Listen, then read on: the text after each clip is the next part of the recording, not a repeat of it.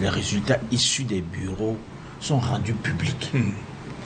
Si on dit que ces résultats sont rendus publics et que cela ne peut pas servir d'élément juridique, c'est-à-dire que vous ne pouvez pas dire voici le résultat que j'ai obtenu dans mon bureau, mais au regard de ce que je vois là, il y a des PC, on a dit des résultats préfabriqués. Voilà.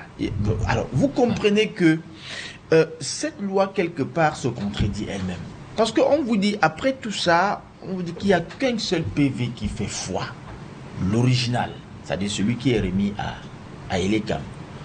Or, il se trouve tout simplement que on aurait pu dire qu'en cas de contestation, on va réunir les PV, puisqu'on dit que chaque représentant de parti, n'est-ce pas, part avec une copie du PV. Dans ce cas, on dit, en cas de contestation des chiffres, on va réunir peut-être la majorité.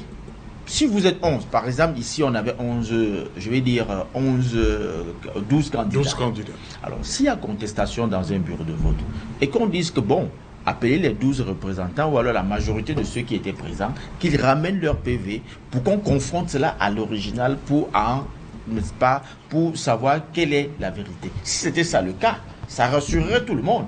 Là, chacun ferait un effort de garder son PV par devers lui et de dire, voilà, je le garde, en cas de contestation, je veux le brandir. Mais on vous dit qu'il n'y a que le PV de l'ECAM qui fait foi. Vous faites comment? Et puis, il y a une chose qui est plus grave, ce que monsieur le maire vient quand même de nous dire. Il vous a présenté les éléments constitutifs du PV.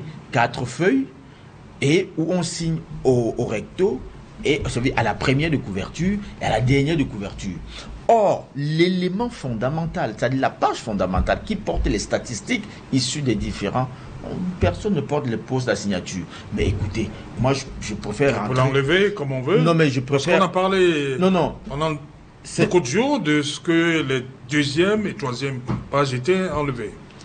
Oui, monsieur le maire, vous allez revenir dessus. Serge Alain, je préfère revenir dans ce que je connais le mieux. Oui. Vous imaginez qu'un banquier conçoit ses fiches de dépôt ou de retrait d'argent telles que quand vous déposez de l'argent, vous signez, je vais dire, il vous fait une page inutile où vous signez, mais là où on écrit que vous avez déposé 10 millions ou 20 millions, ça ne porte pas de signature, ça ne porte pas de cachet du banquier, ça ne porte pas votre propre signature.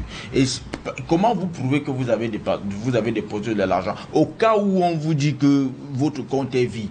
Comment vous prouvez que vous avez déposé de l'argent? Là où vous avez signé, il n'y a rien, il y a peut-être votre nom, il y a peut-être un truc, n'importe quoi, des informations bidons. Mais là où on dit que vous avez déposé de l'argent, il n'y a aucune signature, il n'y a aucun cachet, il n'y a rien. Mais comment vous prouvez que vous avez déposé de l'argent? Donc je pense que, je vous ai dit que lorsqu'il y a des signes apparents d'iniquité, de partialité, c'est difficile de pouvoir départager les acteurs dans un jeu. C'est très très difficile.